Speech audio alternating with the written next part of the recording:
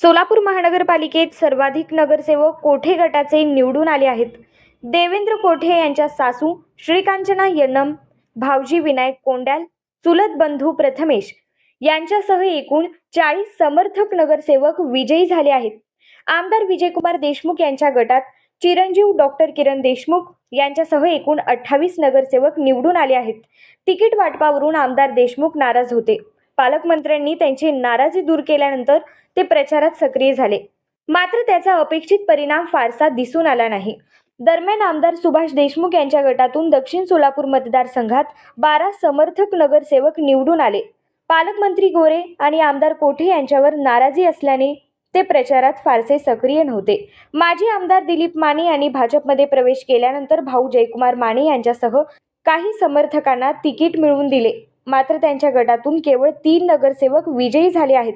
एकूणच सोलापूर महापालिका निवडणुकीत भाजप अंतर्गत गटबाजी स्पष्ट दिसून आली असून कोठे गटाने सर्वाधिक ताकद दाखवत आघाडी घेतली आहे.